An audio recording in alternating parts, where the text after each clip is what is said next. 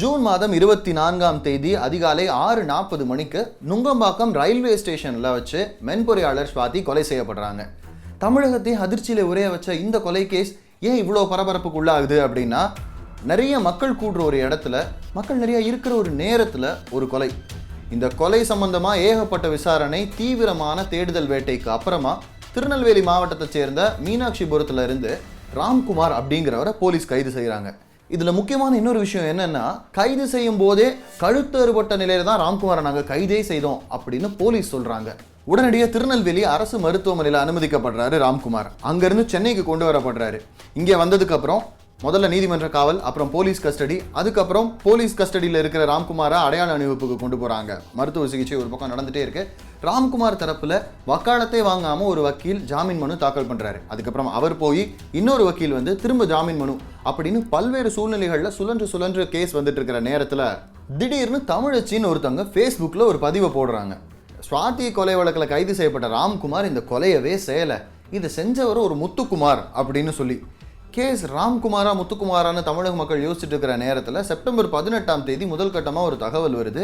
புழல் சிறையில் அடைக்கப்பட்டிருக்கிற ராம்குமார் தற்கொலை முயற்சி செஞ்சிருக்கிறாரு அப்படின்னு. கொஞ்ச நேரம் கழிச்சு போலீஸ் தரப்புல இருந்து அதை உறுதி செய்கிறாங்க. எலக்ட்ரிக் வயரை பல்லால கடிச்சு புழல் சிறையில் ராம்குமார் தற்கொலை செஞ்சுக்கிட்டாருன்னு. ராயப்பேட்டா மருத்துவமனையில் உடற்கூறு ஆய்வுக்காக வைக்கப்பட்டுள்ள ராம்குமார உடலை வாங்க மாட்டோன்னு ராம்குமாரோட உறவினர்கள், ஆதரவாளர்கள்னு ஒரு பக்கம் போராட்டம் நடத்திட்டு இருக்கிறாங்க. ராம்குமாரோட தந்தையோ இந்த தற்கொலை செய்தியை கேட்டதிலிருந்து நிரபராதியான என் மகனை தமிழக அரசும் காவல்துறையும் சேர்ந்து கொலை செஞ்சுட்டாங்க அப்படின்னு கதறிட்டு இருக்காரு. சிறைச்சாலையில் மின்சாரத்தை எடுத்து ஒரு கைதி தனது உடலில் பாய்ச்சிக் கொள்வதற்கான வாய்ப்புகளை நிச்சயமாக ஏற்படுத்தி தர மாட்டார்கள். மிகுந்த பாதுகாப்போடு ஒவ்வொரு கைதிகளையும் பாதுகாக்கக்கூடிய இடம் சிறைச்சாலையாகும். அப்படிப்பட்ட இடத்தில் இந்த தற்கொலை பலத்த சந்தேகத்தை ஏற்படுத்துகிறது. ராம்குமாரோட தந்தை இது தற்கொலையே கிடையாது, கொலைன்னு சொல்ற அதே நேரத்தில் ராம்குமாரோட வழக்கறிஞராக இருந்த மிஸ்டர் ராமராஜ் என்ன சொல்றாருன்னா, ராம்குமார் தற்கொலை பண்ணிக்கிறதுக்கான வாய்ப்புங்கிறது சுத்தமாக கிடையாது, இந்த தற்கொலையில் நிறைய சந்தேகங்கள் இருக்குது, நியாயமான நீதி விசாரணை வேணும் அப்படின்னு கோரிக்கை வைக்கிறாரு. நான் உண்மையில் ராம்குமாரை நிரபராதி என்றும் உண்மை குற்றவாளிகளை பிடித்துக் கொடுப்பேன் என்ற நம்பிக்கையோடு இருந்த அந்த நம்பிக்கையை காவல்துறை அண்ணலில் போட்டுவிட்டது. காவல்துறை என்று யார் கையில் இருக்கிறார்? முதலமைச்சர் ஜெயலலிதாவின் கையில் இருக்கிறது. பதில் சொல்ல கடமைப்பட்டவர் முதலமைச்சர் ஜெயலலிதா என்பதையும் பதிவு செய்தார். சுவாதின் வழக்கில் ராணுவ ரகசியங்களே அடங்கியிருக்கிறது. ராம்குமாரின் தற்கொலை என்பது அரசே திட்டமிட்டு செய்த கொலை அப்படின்னு அவருடைய வழக்கறிஞர் ராம்ராஜ் கடும் கோபத்தில் சொல்லிருக்கிற நேரத்தில் ராம்குமார் தரப்பு மட்டும்தான் சந்தேகங்களை சொல்லுதா அப்படின்னு பார்த்தோன்னா இல்லை.